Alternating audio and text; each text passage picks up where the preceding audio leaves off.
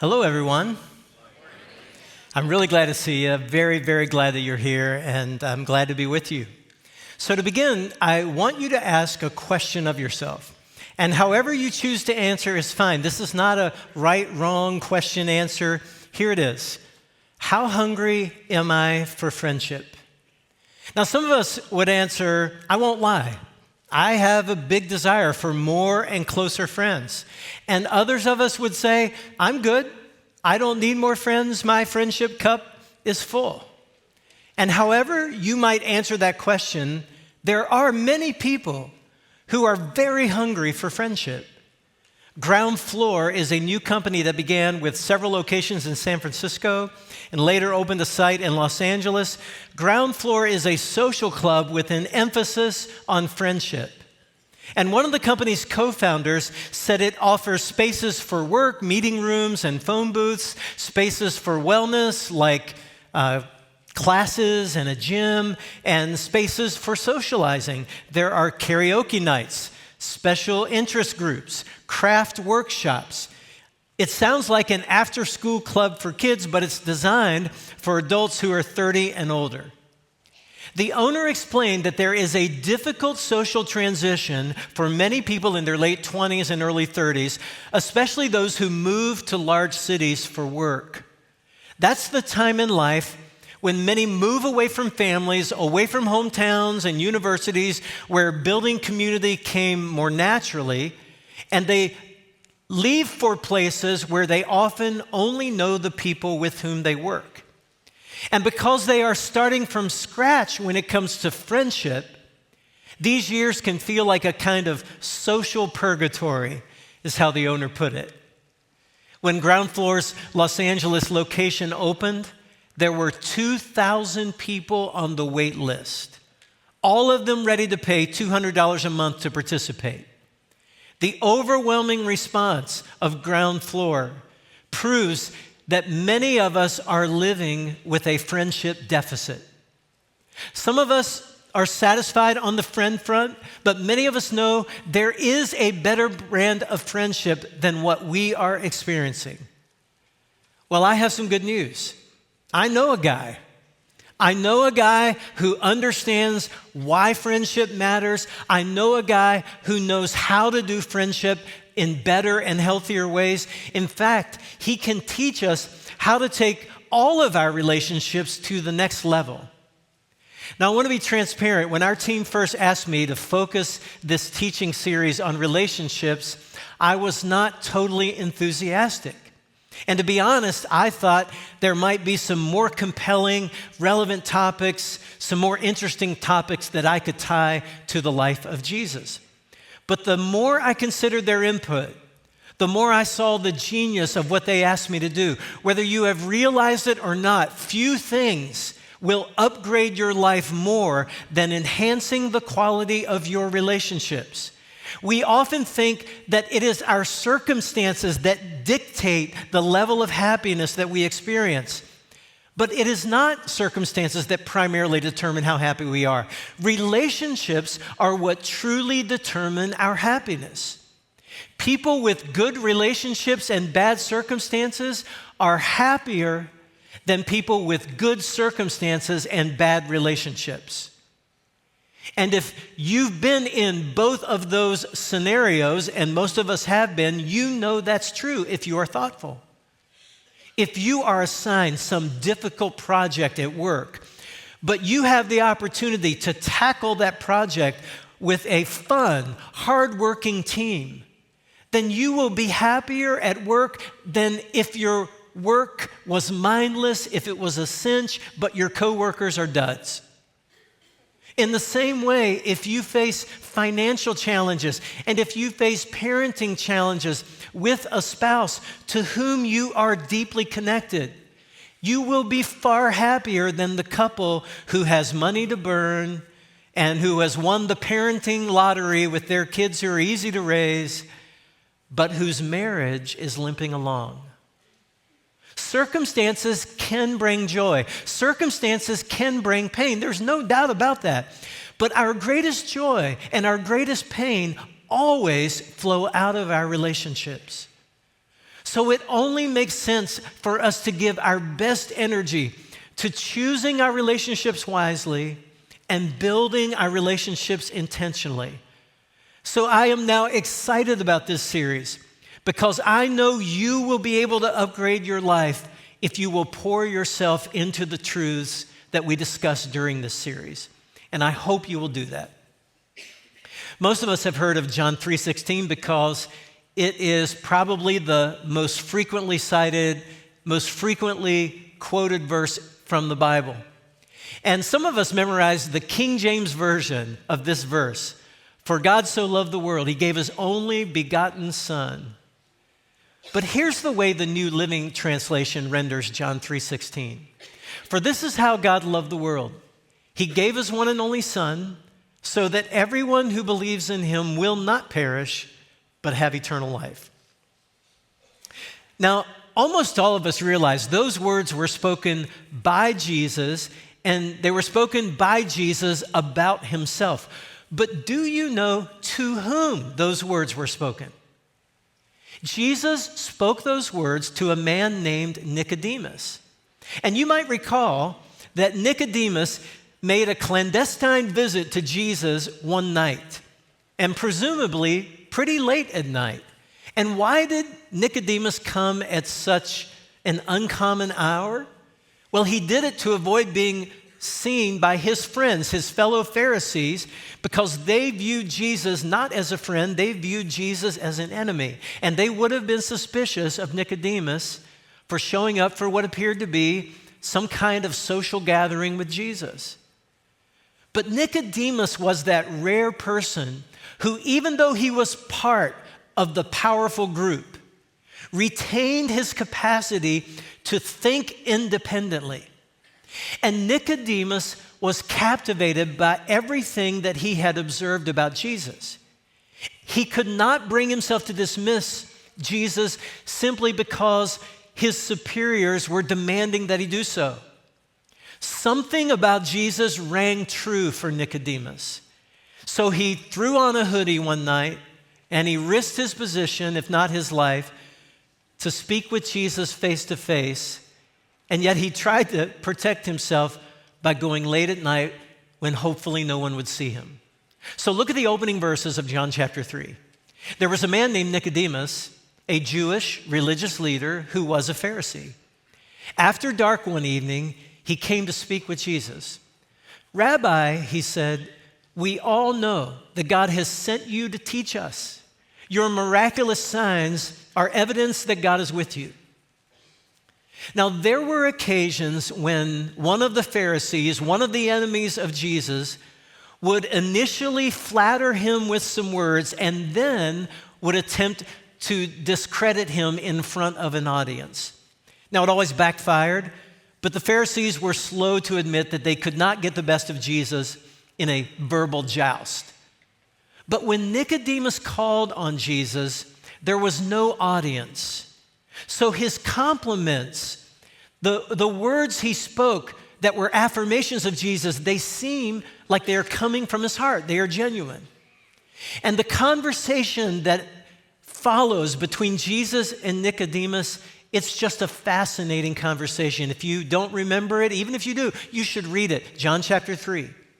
I walked us through that conversation a few years ago, but it's not the content of the conversation that interests me most today.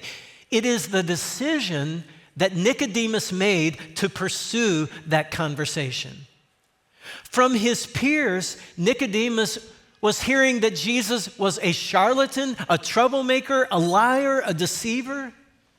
But somehow Nicodemus knew that if he showed up at Jesus' door, he would be welcomed.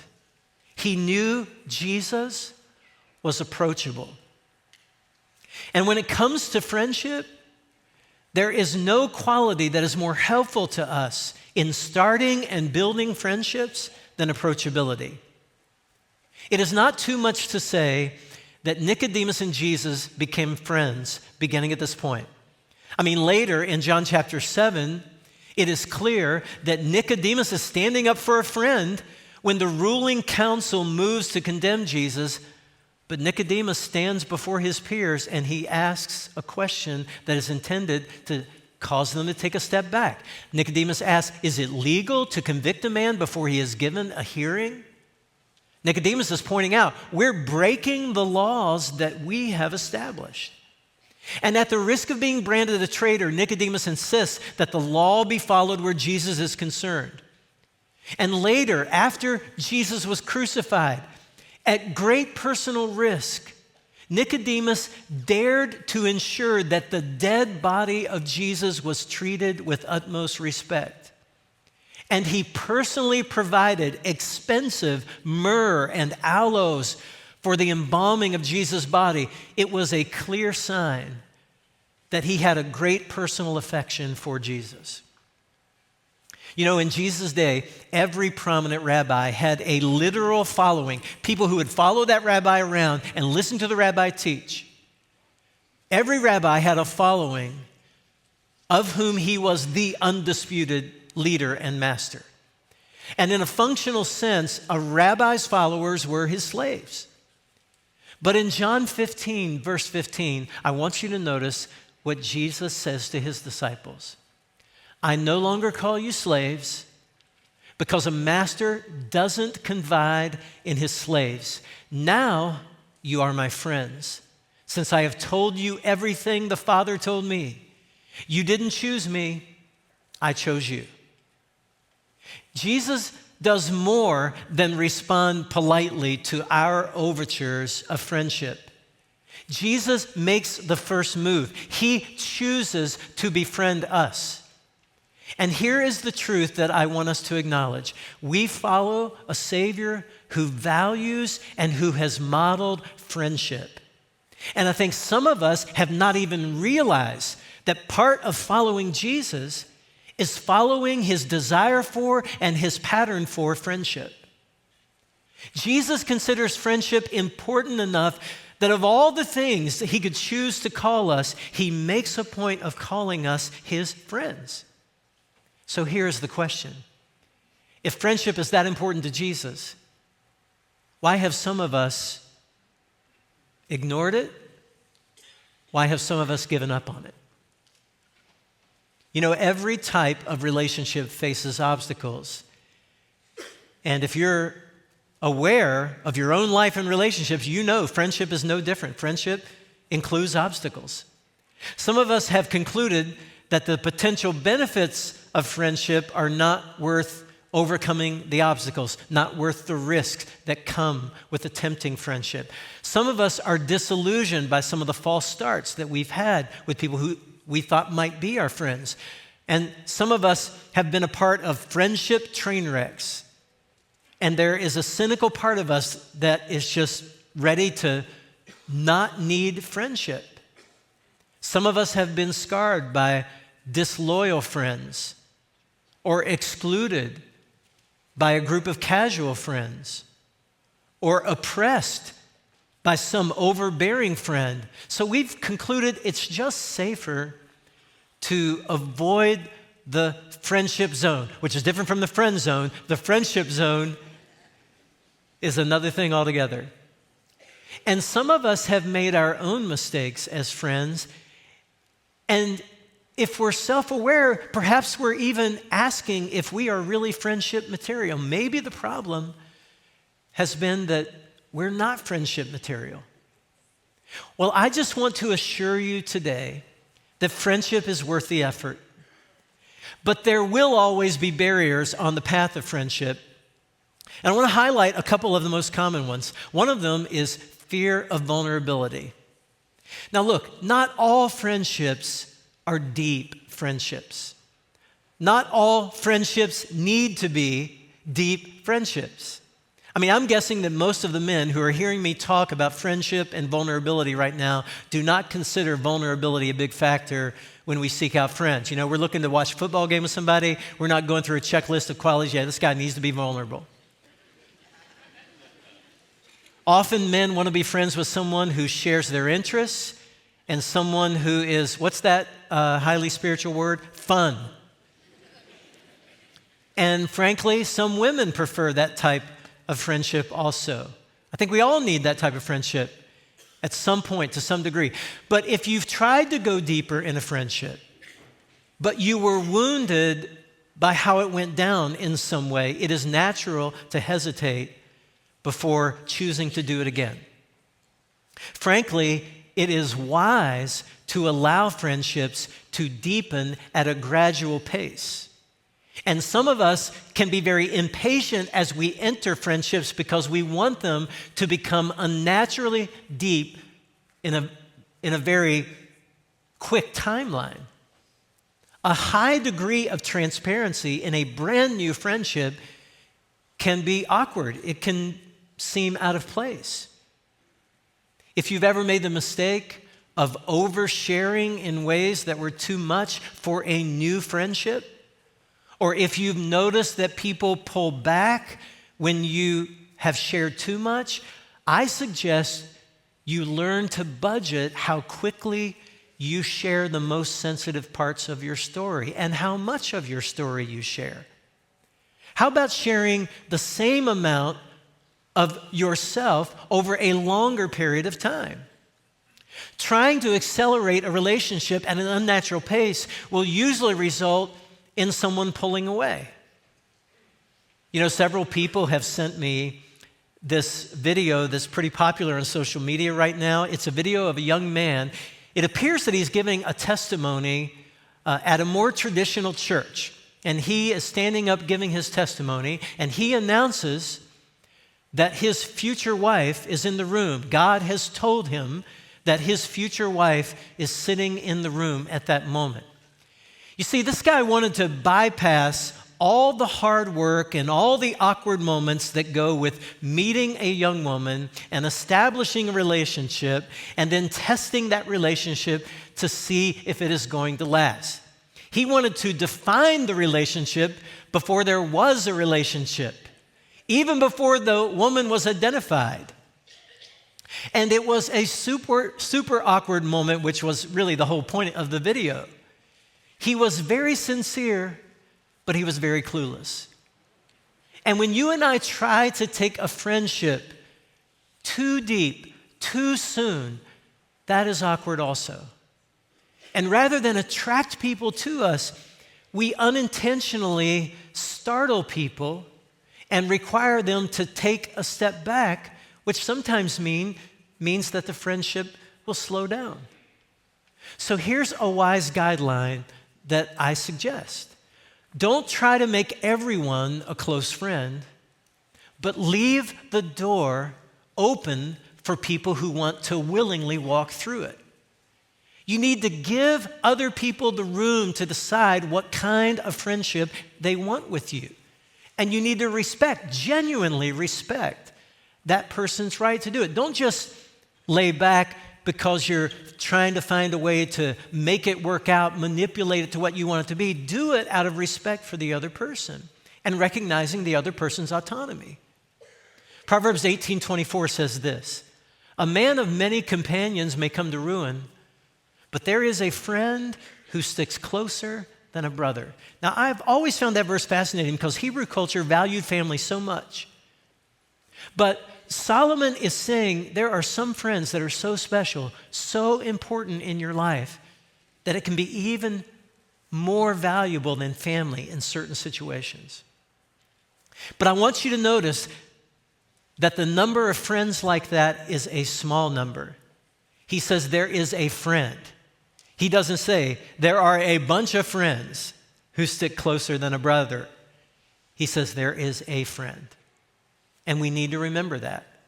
And we need to give people time and room to decide if that's the kind of friendship they might want with us.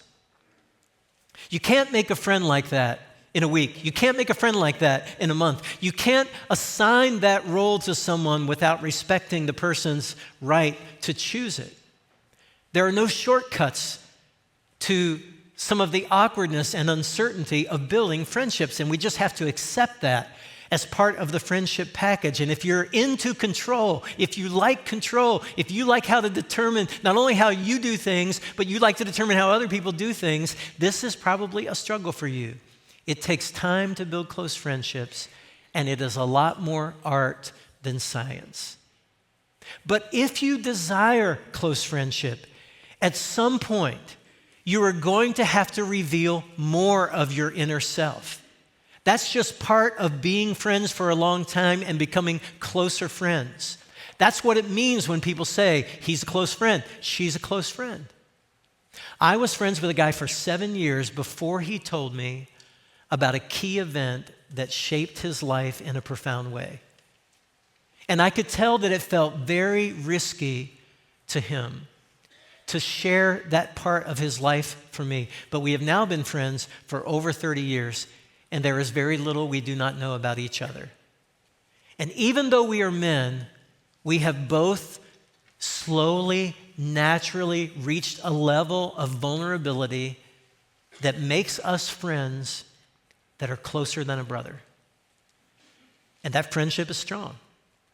But I gave him room to decide if he wanted that friendship, and I was making the decision for myself.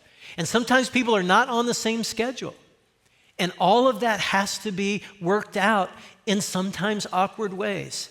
But we always have to give people freedom to determine what they want out of the relationship. There's another obstacle to friendship, and that's busyness. You know, our world is moving at a frantic pace. Anybody know that? I mean, you're living in that, aren't you? One author wrote that the greatest gift we can give ourselves is what he calls the ruthless elimination of hurry from our lives. And that is a really important phrase. The problem is that some of us are addicted to the rush of being rushed. So sit down and engage in long conversations with people. Ain't nobody got time for that. Now, we're not saying that out loud, but this is what we're saying to ourselves in our hearts and in our minds. It just sounds so unproductive because there are things to do, there are places to go. We've got to rush to the next thing, the next responsibility. In Luke chapter 10, Jesus was at the home of some close friends, and he was dropping wisdom bombs and truth bombs on this group of people right in the living room.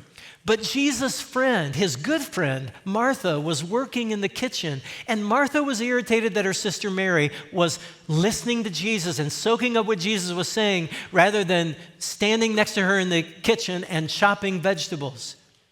And so Martha complained to Jesus. He's like, Jesus will get her straight. But whenever you go to Jesus to tell him to get somebody straight, you know what Jesus usually does? He starts working on you. And he told Martha she needed to slow down and sit down and to emulate Mary. And then Jesus explained, my dear Martha, you are worried and upset over all these details. Boy, that just describes some of us. It just describes the mode that we are in all the time. Worried and upset about all the details. He goes on to say, but there is only one thing worth being concerned about. And Mary has discovered it, and it will not be taken away from her. If you aren't sure what Jesus is getting at, let me summarize. Jesus is saying that my faith and my people are more important than my to-do list. Now, some of you don't like to-do lists, so this one is no problem for you. You don't like lists. Some of you live by your list. And the problem is some of us live for our list. We don't feel like we're living unless we're checking things off the list. And Jesus is reminding people like that, people like Martha, that your God and your people are more important than your list. Let's keep it real. Some of the time that we should be investing in relationships, including friendship, is being stolen daily by our phones and our TVs. When people tell me they don't have time to make it to worship, they don't have time to serve, they don't have time to meet with a group of other people and discuss spiritual things, I always wonder how much time they are making for their devices and their social media and their shows. And I know that a lot of people know the characters in their favorite shows far better than they know the characters in the Bible. My phone recently told me, smart aleck that it is, that I looked at it for an average of 5 to 6 hours a day 1 week. Now, some of that was checking email and answering email and responding to text. I mean, I can honestly say that I do a lot of my work from my phone, but 6 hours out of the 17 hours that I was awake most of those days, how can that be good? Jesus invited a group of people to follow him. He invited a group of people to live with him for several years because he knew spiritual growth happens best in the context of relationships. Why are we calling you into groups during this series? Because we know what Jesus has taught us and what Jesus modeled for us, that spiritual progress occurs best and most rapidly in the context of relationships. So we're calling all of us together for relationship. So for Jesus, building friendships was a priority. It was one of the core purposes of his life. And yet for many of us, friendship is an afterthought. And that is a way in which we are not aligned with Jesus Christ. If you're my age or older, you remember the Harry Chapin song, Cats in the Cradle, about a father who did not have time for his son when the boy was young, who came to regret it when he saw that his son did not have time for him as an adult. And the haunting line near the end of that song is, "He'd grown up just like me. My boy was just like me."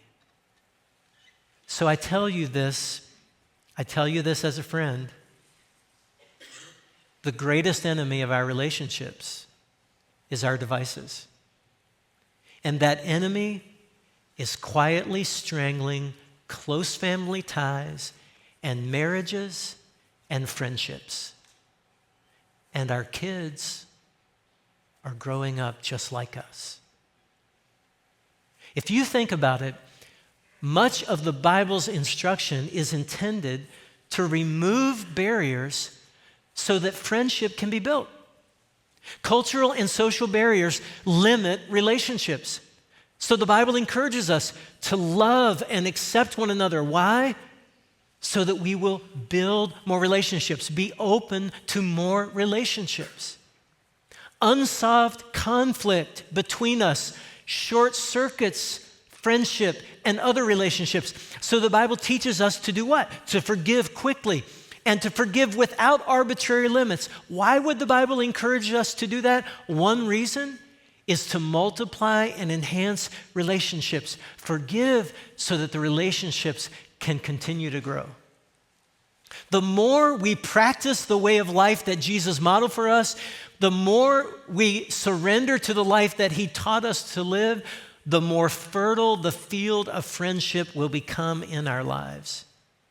If we look and think more like Jesus, then we will attract people for friendship more like Jesus.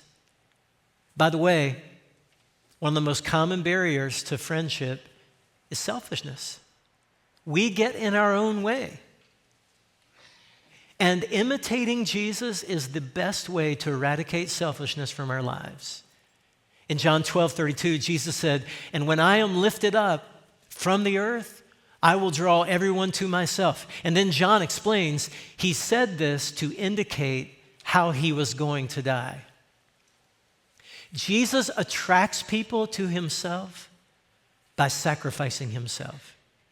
And if you want more friendship, if you want more opportunities for more meaningful connections with people, you must make it less about you and more about others. And if you do that, people will increasingly gravitate to you.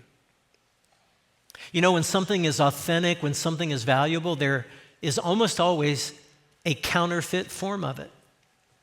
So I want to highlight a few twisted forms of friendship that you and I need to recognize in ourselves and in other people. We can look for these things in the mirror first, but we can also look for these things in other people so that we'll be able to avoid dysfunctional friendships.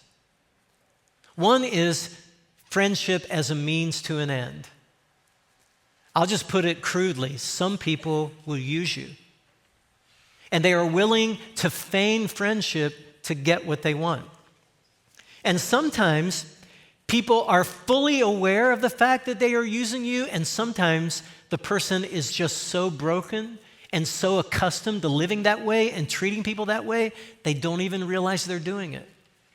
They could be using you to chase money, or it could be sex or pleasure, or it could be some kind of validation that they need. They might see you as their ticket to a better social life, or they may see you as a doorway to a career that they desire. Proverbs 17, verse 17 says, "A friend loves at all times." A friend doesn't just love you when they can get something from you, because the Bible says love is not self-seeking. True friends will not use you. And if you are a true friend, you will guard against being more friendly in order to use people or get something from them. Another thing to avoid is friendship without boundaries. If you're part of a friendship in which someone tries to make decisions for you, or someone tries to control a large portion of your life, or someone attempts to guilt trip you in order to manipulate you to do what he or she wants, or someone encourages you to be emotionally dependent on them or on their approval, you need to make a point of learning about and establishing some healthy relational boundaries. Now, before we leave, I just want us to think about the balance of friendship. And I want us to talk about some qualities of healthy friendships that balance one another. There are different kinds of positive, healthy friendships, but they will always strike a balance in some important ways, and I want to mention a few of those before we close. First, healthy friendship is gracious, but also accountable. Of course, you should forgive your friend who makes a mistake, who says something hurtful, who does something that was unfair to you.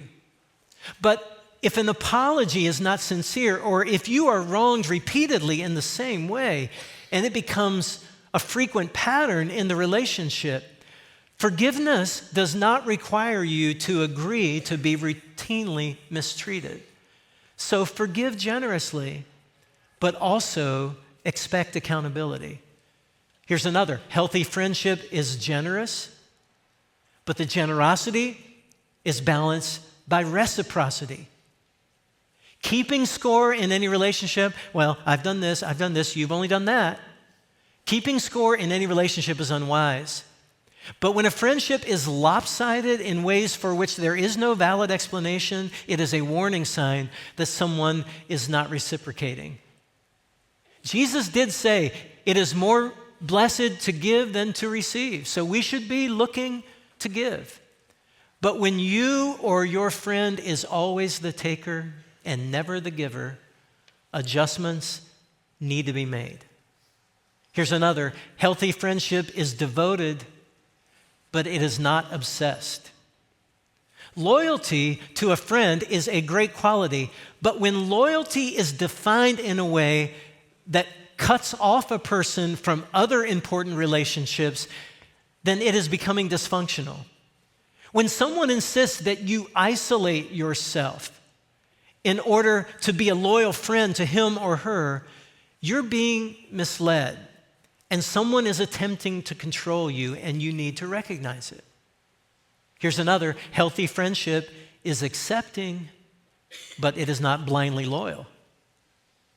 If you have a friend who requires you to say what is not true, or requires you to keep secrets that should not be kept, do not allow yourself to be manipulated by a friend who is defining friendship as your obligation to assist in those ways.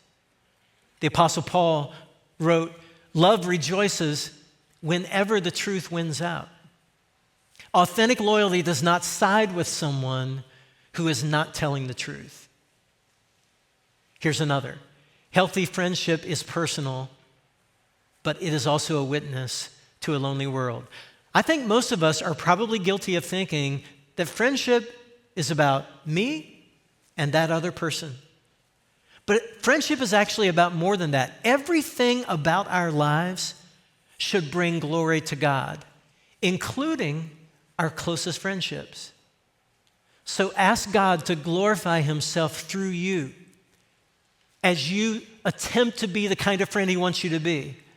And as you seek to enjoy friendship and to be a faithful friend, always, always desire and determine that you are going to glorify God first, because that priority is valid even when it comes to friendship. Now, we need to close, but if you've listened to this message today and you've inwardly mourned that your personal track record or maybe your current experience when it comes to friendship is not anywhere near what it should be or what you want it to be, I want to remind you of what we witnessed in the opening segment of this message. Nicodemus went to Jesus at night because he knew Jesus would welcome him, and Jesus wants you to know that he will welcome you also. And if you have a friend in Jesus that you have not recognized, that you have not accessed, and that you have not stepped into that relationship, it's time you did that, friend.